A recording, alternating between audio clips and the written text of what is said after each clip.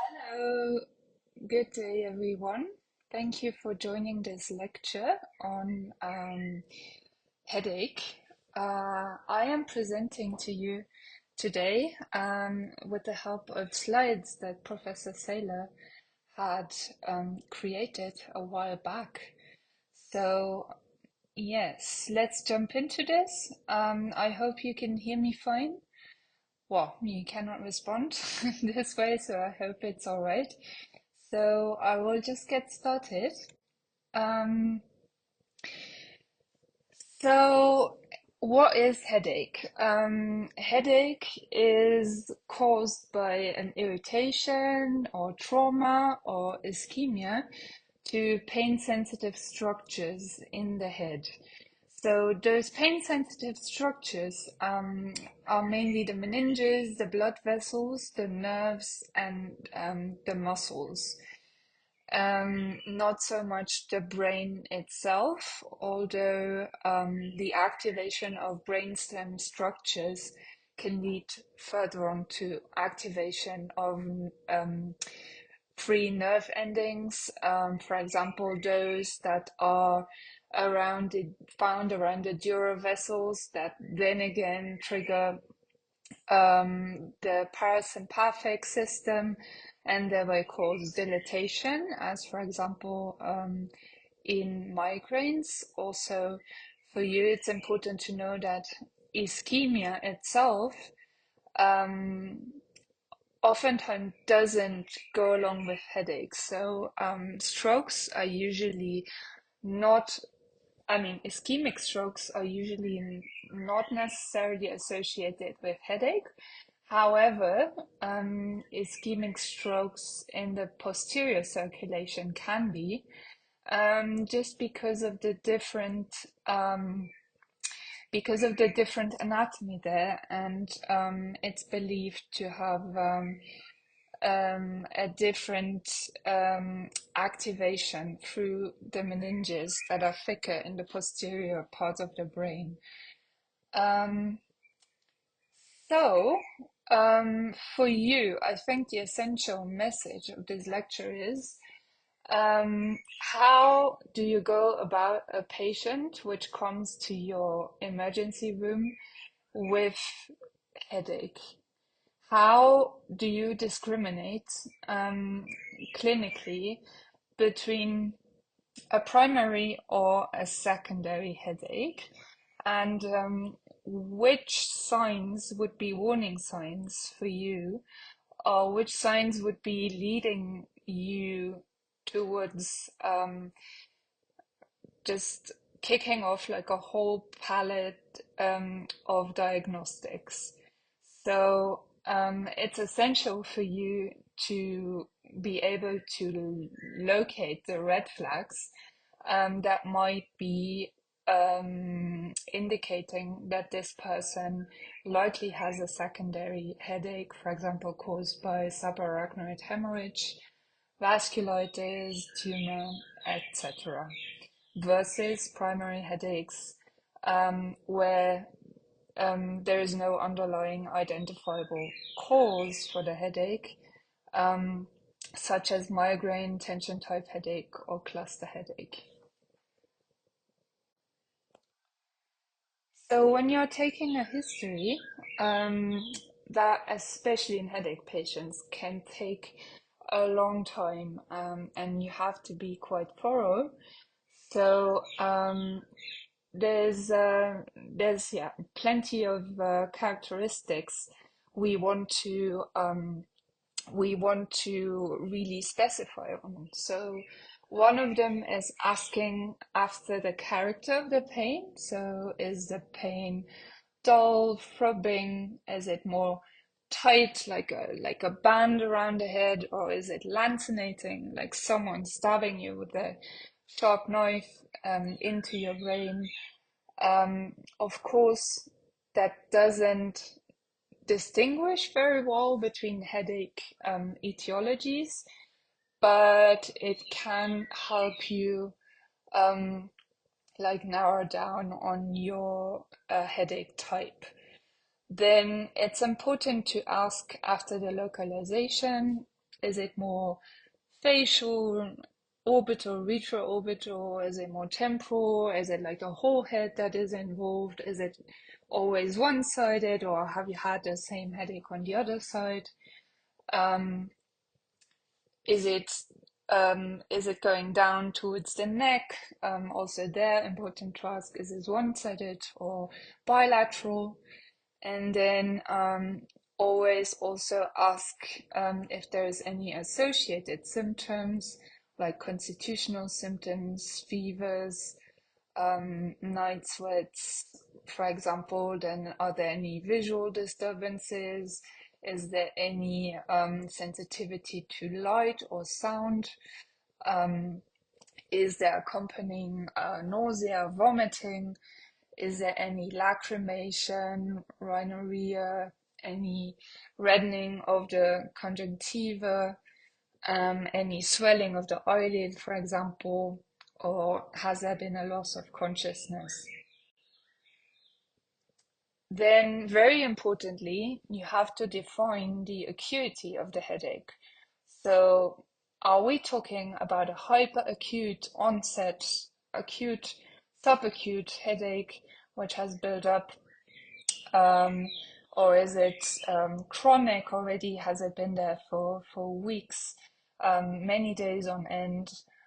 Those are usually primary headache disorders, while um, when you have like a hyperacute or very acute onset of your headache, you must think about secondary headaches and usually immediately facilitate neuroimaging as well. Then, are there any precipitating factors like tension, stress, fatigue? Has there been any systemic infection, like in the surroundings of the onset of the headache, like sinusitis, anything viral, herpes, eruptions, malaria in our setting? Have they eaten any particular foods that might have triggered? So we know that migraines, for example, can be triggered by, for example, consumption of red wine, chocolate, cheeses. Um, have there been any bright lights that might have triggered a headache? Any chewing, coughing, or then positional information like lying down, sitting up, etc. Then also, very importantly, you'll have to ask, has there been an aura? Um, so usually auras consist of positive symptoms. What do we mean by positive symptoms? It means that additional features are happening um, rather than negative symptoms where something is disappearing. So to give you an example, when we talk about a visual aura, usually migraine patients, they describe flickering lights or colorful shapes that keep moving in like the edges of their visual fields, or one-sided, um, or patients might describe like some pins and needles sensation, also usually unilateral, rather than losing vision or numbness, which would be considered negative symptoms. But that is, of course, not an absolute statement. Also, negative symptoms can happen, but usually they are positive symptoms, for example, in migraines. Also, the duration of the aura, and then the duration until the actual headache sets in after the aura has started is important information as well. Um, then this kind of fades into that. So we want to find out about the temporal pattern of the headache. So what time of the day does the headache typically occurs? When does it resolve? What is the typical severity of the headache and the typical duration of the headache? And if someone says, Yeah, I have experienced similar headaches in the past, but now they are much more severe than they have ever been before, or they are just lasting much longer than they have ever lasted before, or they are in a different location from where they are before. Then also that should alarm you a little bit, or maybe prompt you to do imaging as well. Then, of course, change in frequency or severity over time is also important information. Then you should ask after relieving factors. So, for one, positional, is the headache improving when you're lying down or when you're standing up? Um, for example, that could give you a hint towards the low pressure headache. Then also is sleep relieving the headache? Do you wake up the next day and the headache is gone, for example? Does darkness help you, as in most migraines, where people tend to be very light sensitive and then tend to go and lie down in a dark room? Exacerbating factors, so similar to what we just said, so positional, then the headache could be worsened by coughing, sneezing, Valsalva maneuvers, by bending forward, um, then exertional activities, emotion, stress, etc. Then, of course, the prior headache history, like I already mentioned, is very important. So, what are the characteristics of the headache that you know usually? What is the frequency? What's the severity? What's the location of those headaches in the past? And is it this time around, is it similar to then, or is it very different? Because that, like I said, might prompt you towards conducting further diagnostics. Then obviously the medical history of the patient is important. Sorry, the medication history is important. You might want to ask about what types of medication they have already tried and how did they affect the headache? Were they effective or did they not help very much? How often was the patient consuming those medications? How many times a week or how many times a month? To get an idea and to maybe differentiate medication overuse headache. But we'll get to that in a bit more detail. Then here also importantly, the previous medical history of the patient. Of course, in someone who's immunocompromised, we would be much more careful or much more cautious um, if they came to us with headache symptoms that they never had before.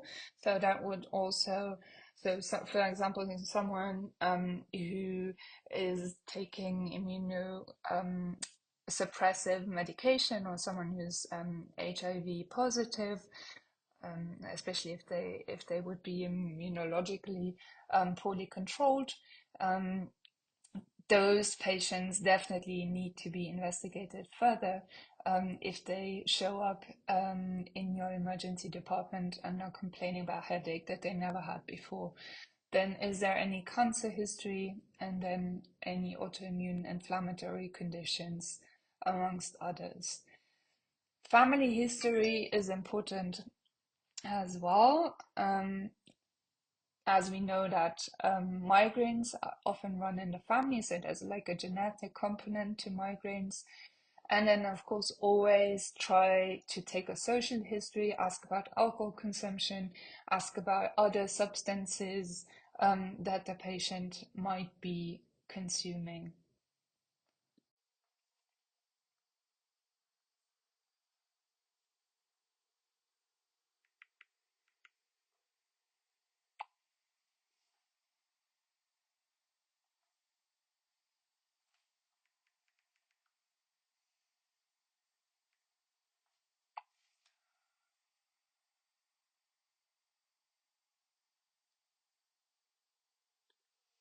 Apologies, I had to quickly respond to a message.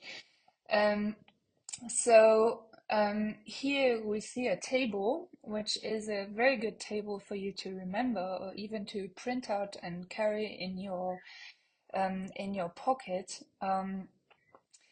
So this table is essentially listing the red flags when it comes to acute headache.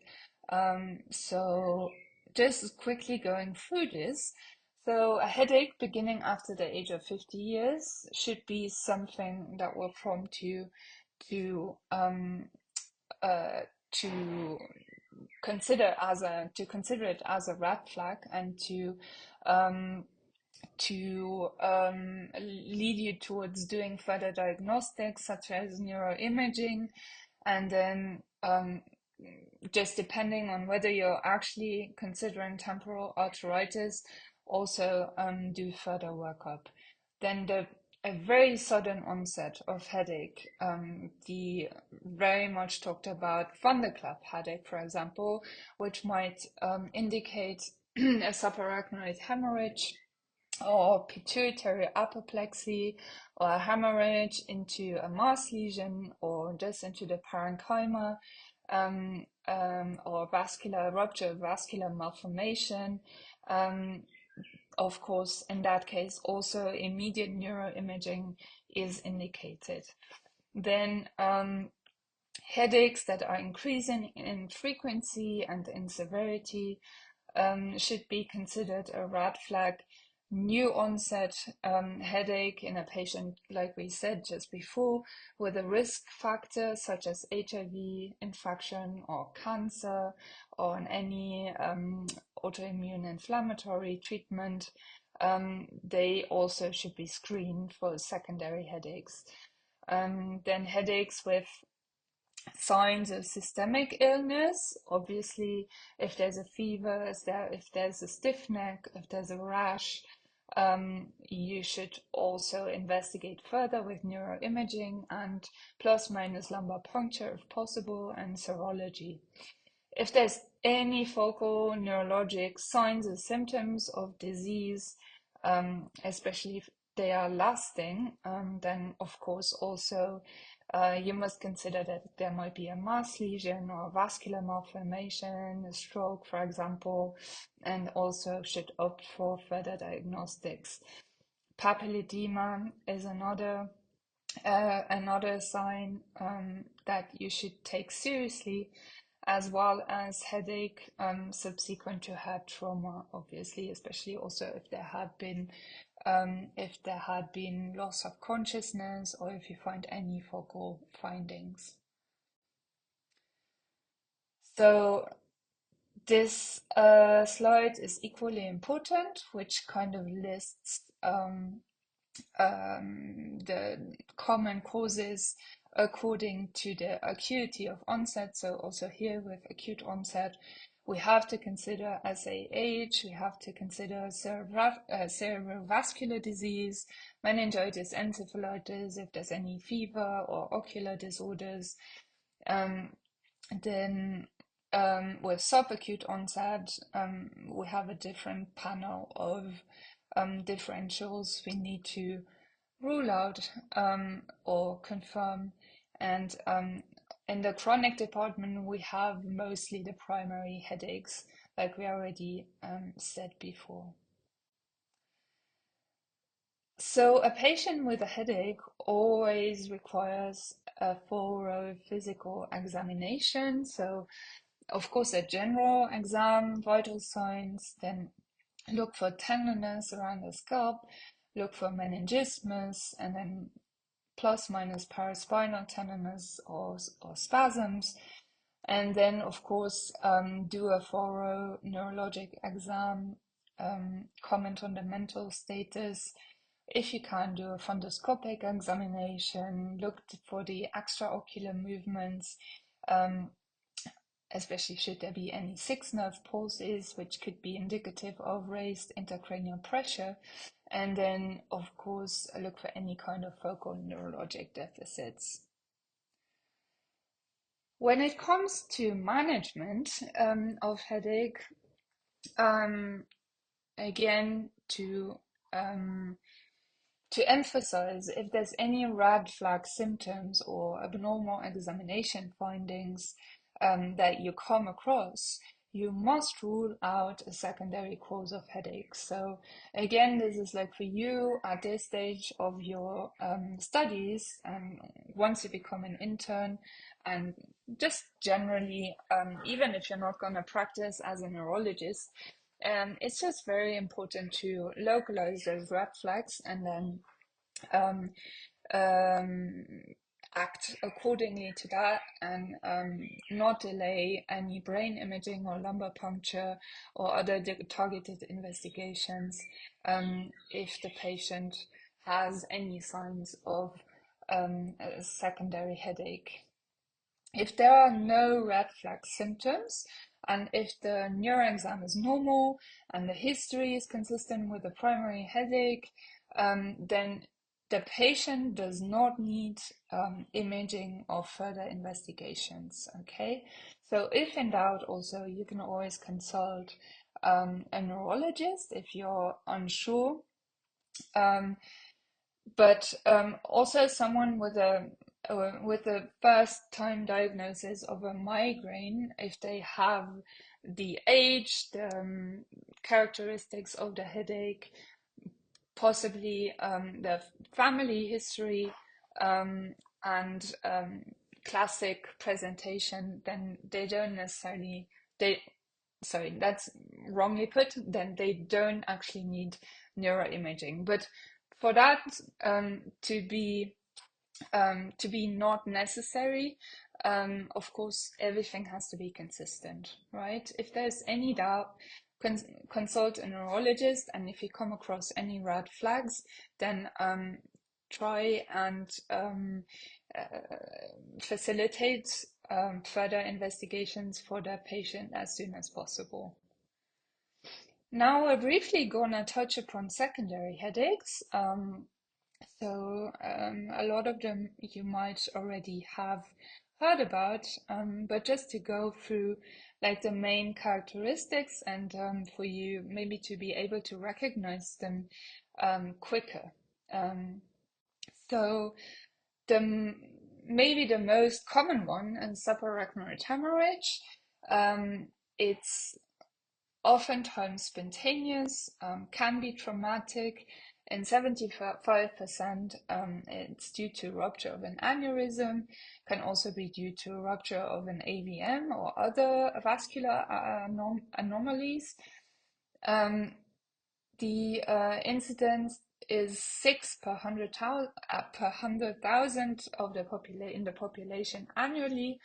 Men and male and female are equally commonly affected. Oftentimes happens during the age just between 40 and 60, and then it is very much characterized most of the times through a thunderclap headache, or which is described just as the worst headache of the patient's life, where it was just so strong that they like almost jumped out of the window just to make it stop. So in 50% of the cases, it can present with loss of consciousness initially, often comes with vomiting, neck stiffness. Sometimes patients will even have fever. Focal findings are actually more common with ruptured AVMs. In most SAHs, you will find the meningeal symptoms, but not necessarily any focal findings. So you'd kind of see to get that patient towards a CT scan as soon as possible. So just keep in mind that a plain CT scan is 90% sensitive within the first 24 hours.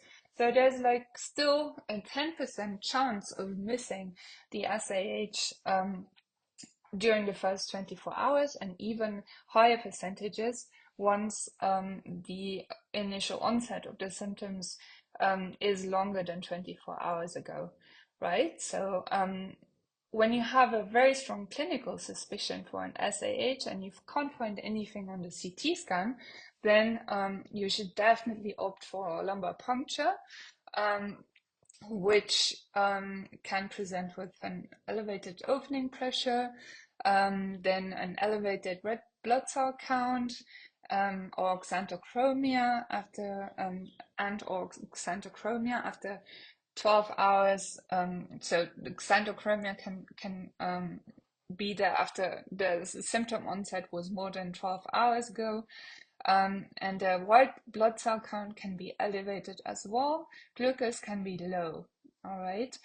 Um, Usually, if you do a CT angiography, you should be able to see the aneurysm or the blood in like 99% of the cases. However, here in our setting, for one, it is quite difficult to get a CT angiogram done upon admission of the patient, and often they are not really timed very well, um, considering like when the contrast is being injected and then when the imaging is done. So I think I'd always suggest that if you don't see any blood on the CT scan, or also if you don't see any aneurysm on the CT angio, if you had it done very much in the beginning of the onset, then and you have very strong clinical suspicion, you'd still go for a lumbar puncture to really rule out a hemorrhage 100%. So looking at the CT scan here on the right, you can see these hyperdensities in the basal cisterns. Um, these um, these consist of blood that is present in these parts of the brain. So it's quite easy to spot. But also this one is already a significant SAH. It's not always extensive, of course.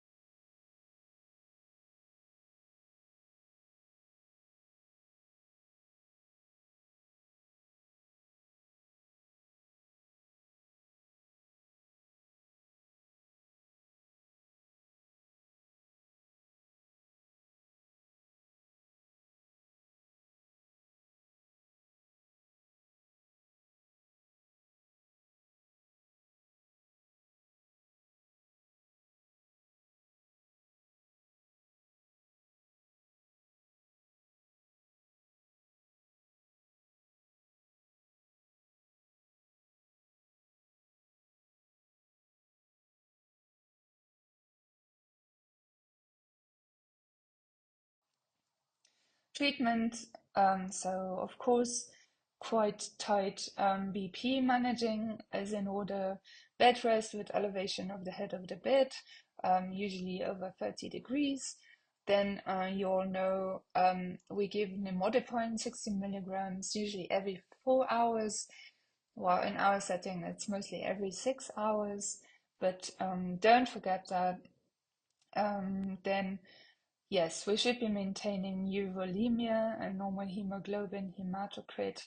Surgical intervention, unfortunately, is not really available in our setting here. So, of course, um, if we lived in an ideal world, we would have the aneurysm secured as soon as possible after we discovered the SAH. So either interventionally via coiling or neurosurgically via clipping, also depending on what the constitution is of the aneurysm and where it is. The prognosis is looking a little bit grim most of the time. So 20% of patients die before they actually reach the hospital. 25% die from the initial hemorrhage and their complications. 20% die from rebleeding if the aneurysm is not secured. And then of the survivors, 50% have permanent neurologic deficits. You could grade the um, SAH with the Hunt and Hess scale, although I might say that this maybe is a little bit far for you at this stage, so you don't necessarily have to remember that. This also reflects upon the severity of the SAH and the oftentimes poor outcome. So poor GCS upon admission also goes hand in hand with poor outcome.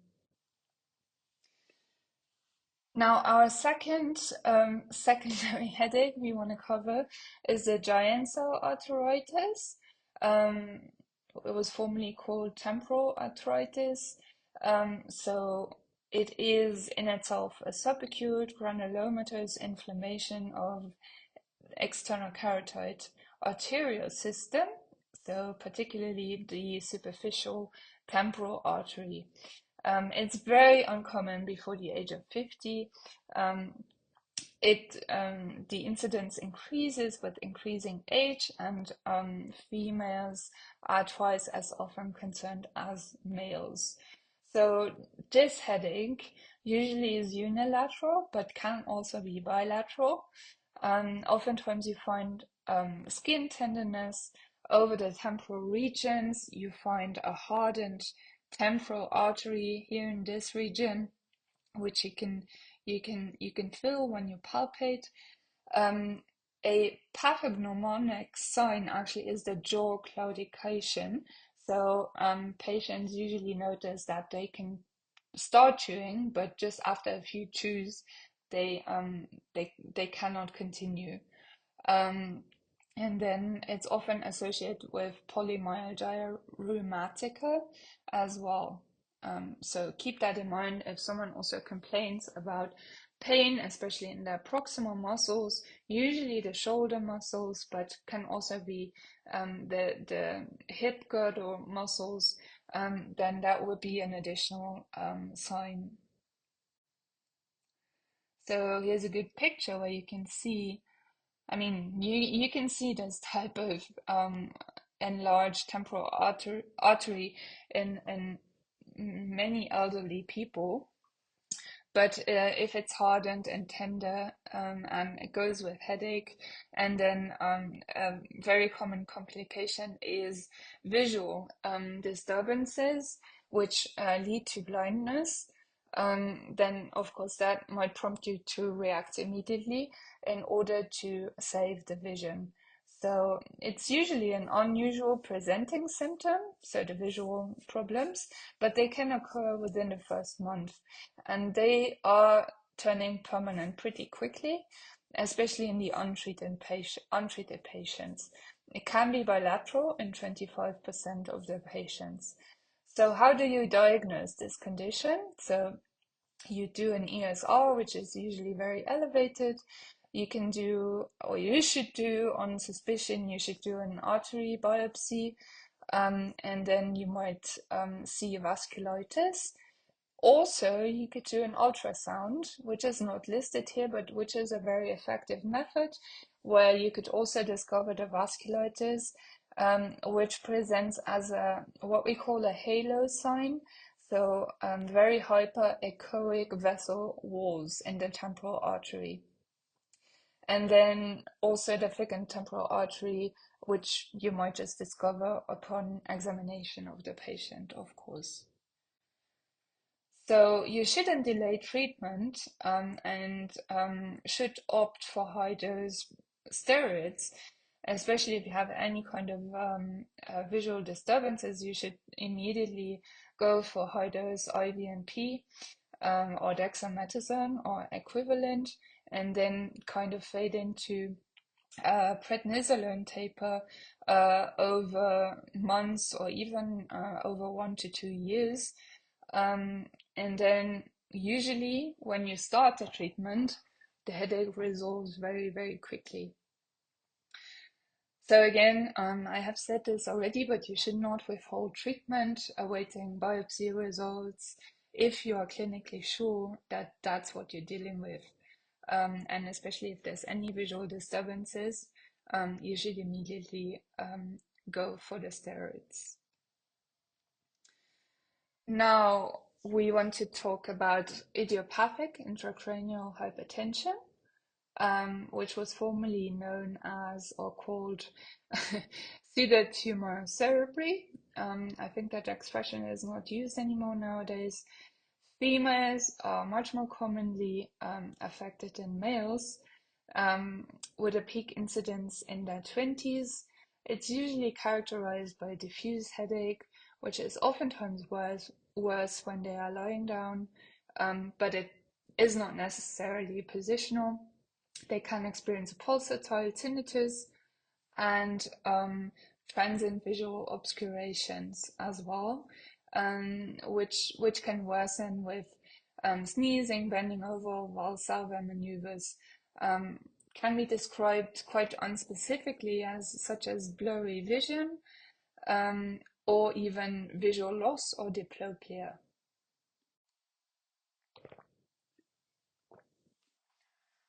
So the risk factors are obesity and especially rapid weight gain.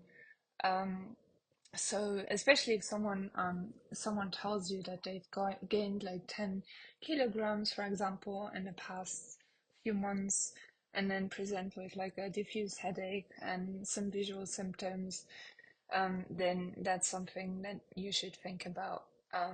Of course, as a differential diagnosis, always keep in your mind as well venous sinus thrombosis, um, and then oh, sorry, I mixed this up.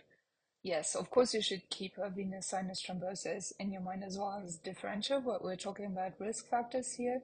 So also this could be causing the IIH, as well as withdrawal from steroid therapy, for example, hypervitaminosis A, um, or other medication uses that could be causing the idiopathic intracranial hypertension.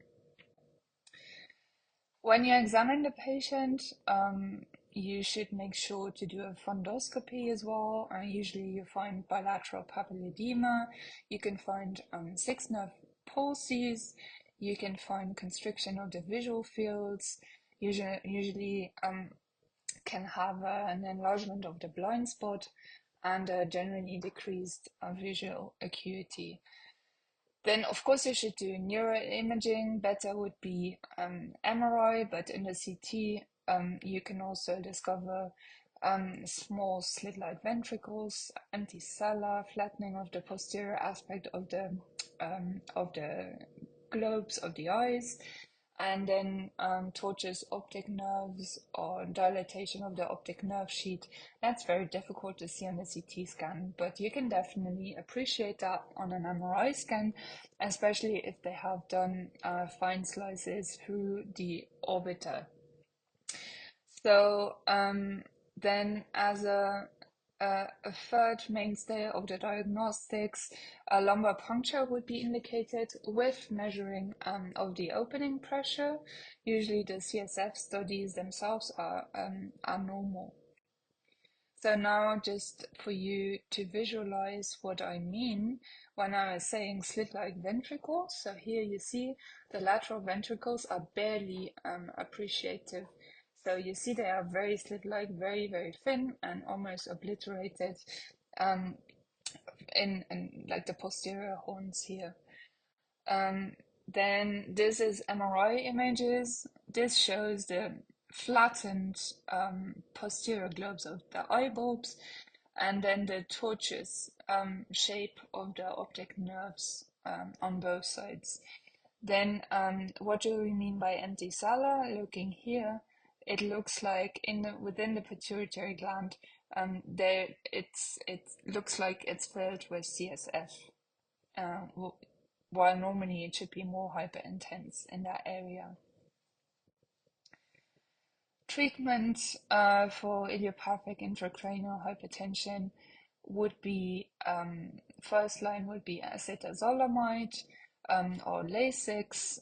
Then, of course, weight loss is indicated. And then, if, for example, especially if the visual disturbances are very severe or there's even visual loss, should consider transverse sinus shunting. If there's a transverse sinus stenosis present. Then the acute vision saving treatments are repeating the LPs if the symptoms are worsening, or optic nerve sheath fenestration, or a VPS shunt. Now we're hitting the primary headache disorders, and looking at the time, we might need to go through these a little bit faster.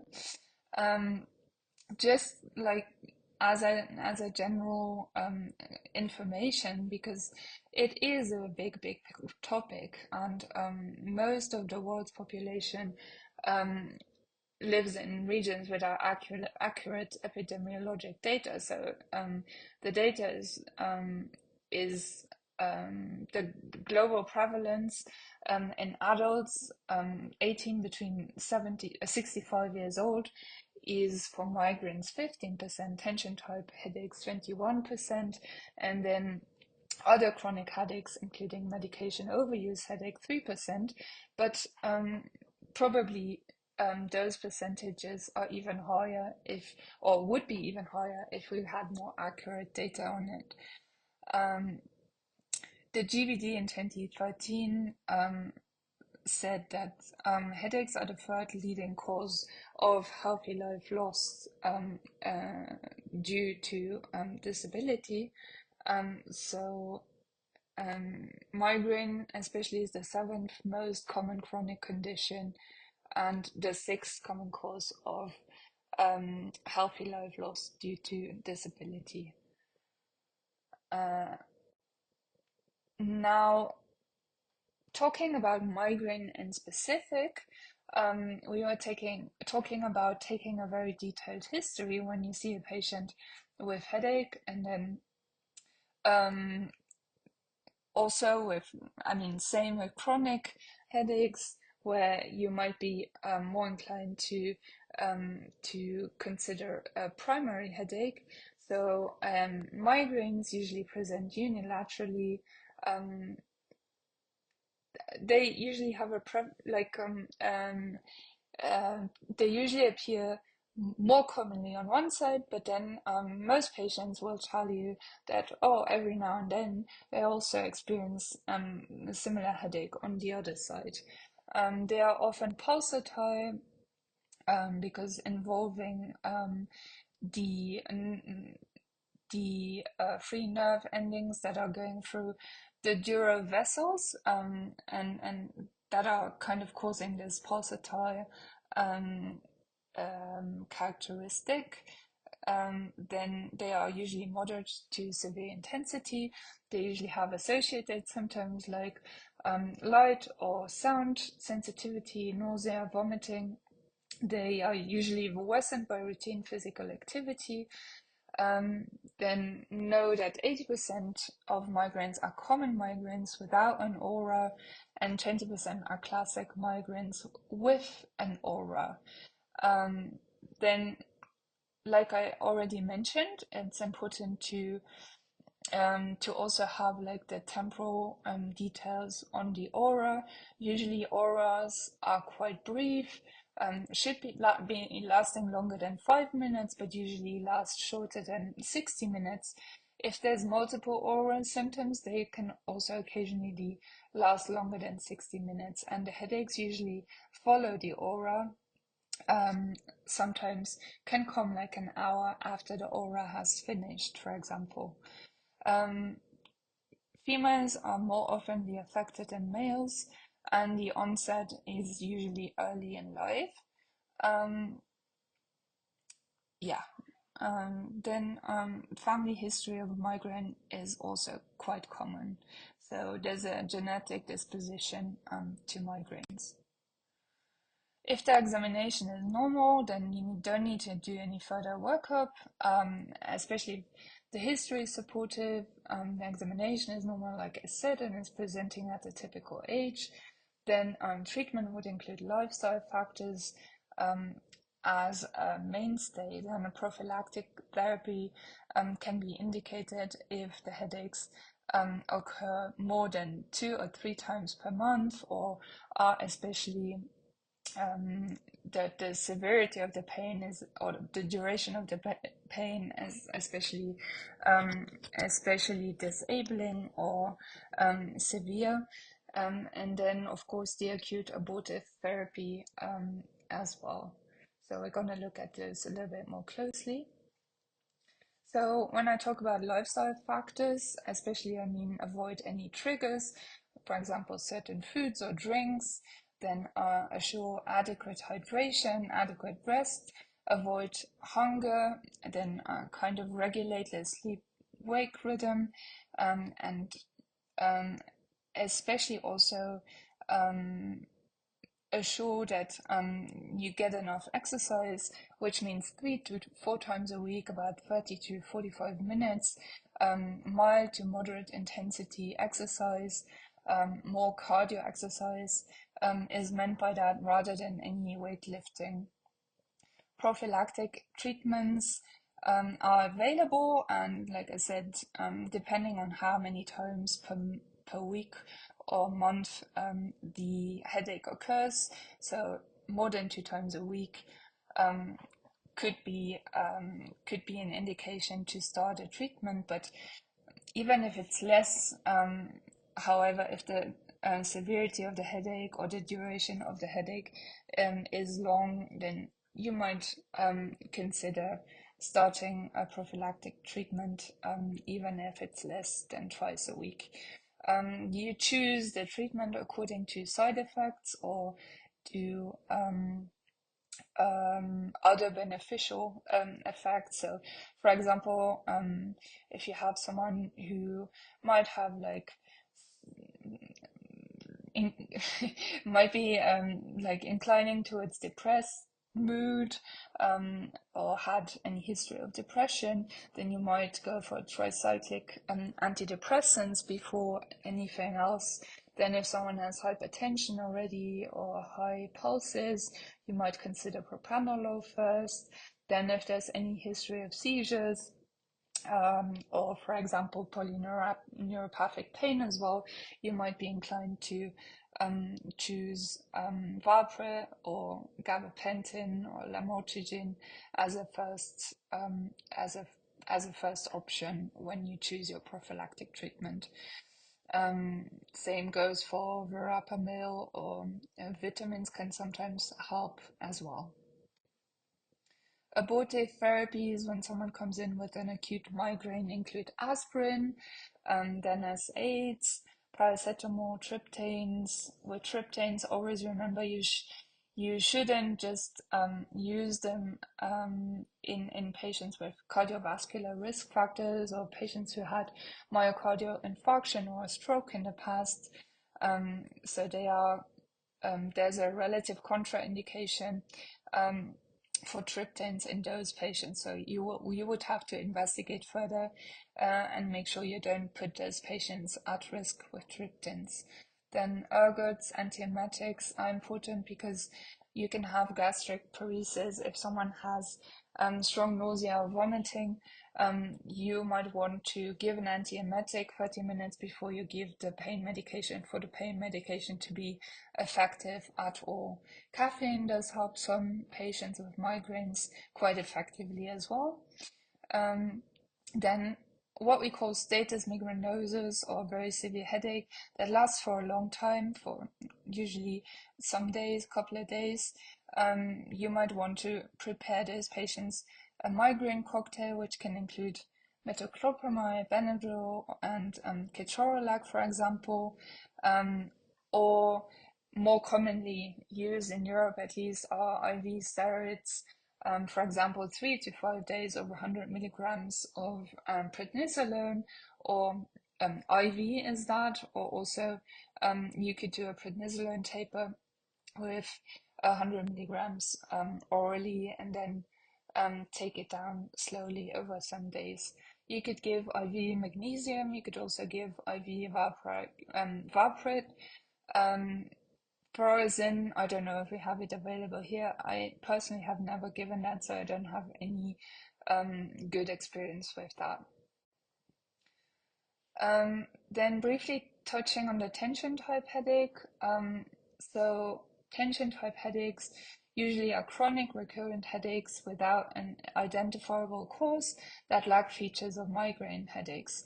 So TTHs are usually bilateral, are more of a pressure type pain, squeezing or band-like, usually bilateral, whereas we said migraines are usually unilateral. They are often occipital, there's no associated aura, and the attacks happen less frequently but longer in duration. Then also important to mention that many patients have mixed headaches types, with some similar to migraine. So they can be along the same pathophysiologic spectrum as migraines. The treatment is similar to migraine, however. So you can use, sorry, I went over that a bit quickly, but you can use the same prophylactic medications as well.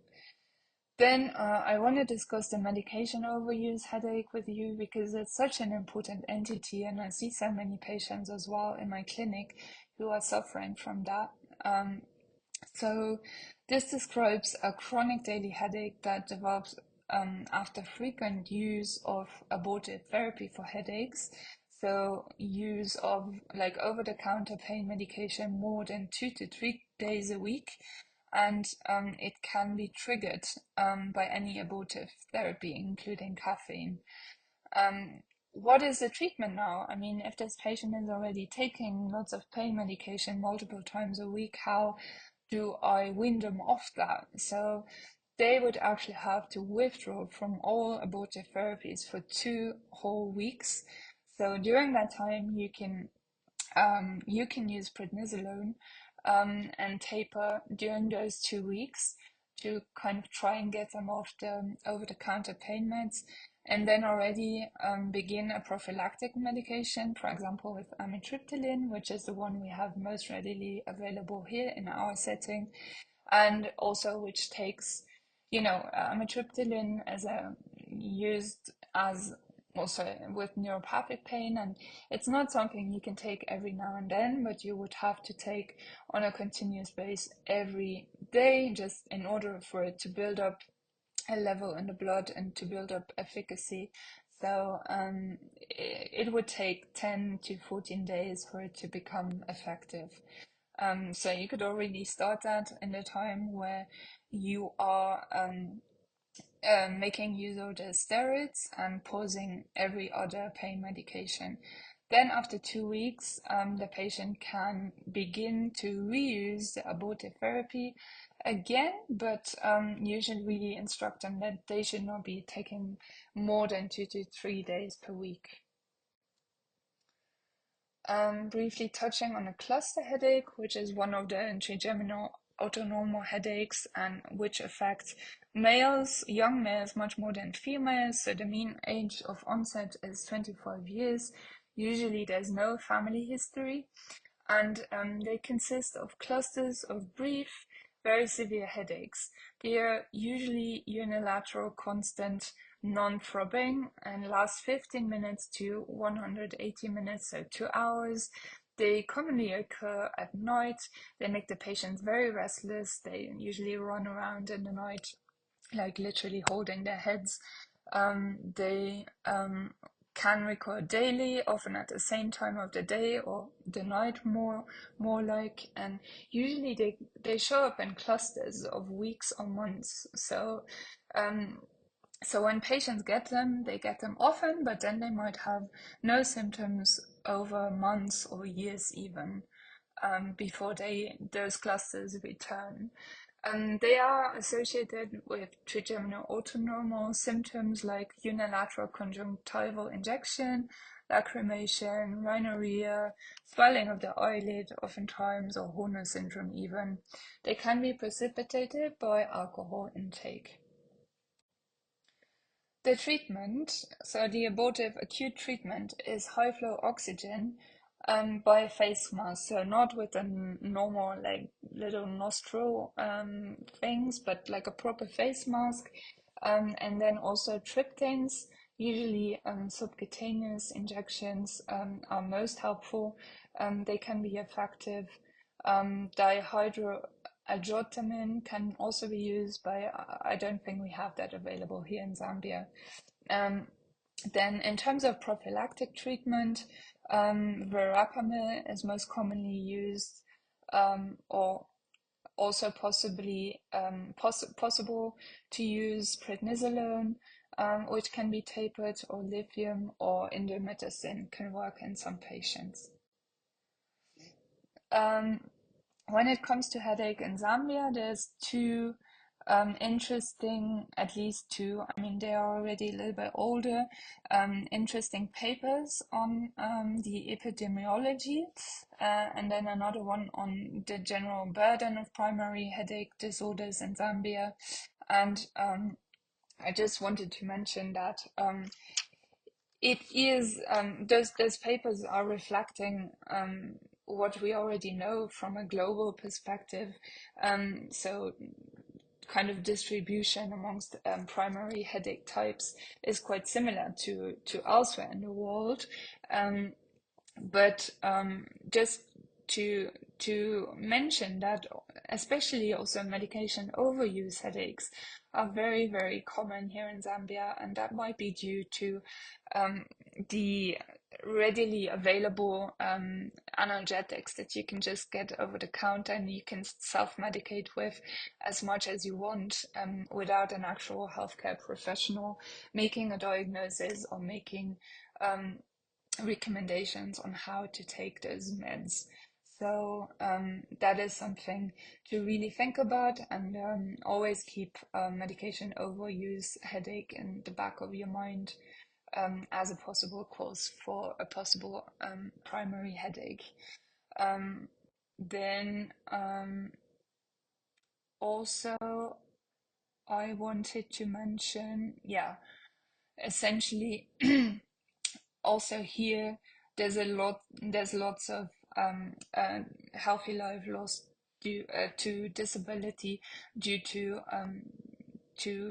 those types of primary headaches like migraine, tension type headache, and medication overuse headache. And this paper actually has shown that Zambia loses, or at the time of the study, loses 1.93% of their GDP to headache, which is quite significant. So it's a problem that definitely needs to be addressed also here within our setting.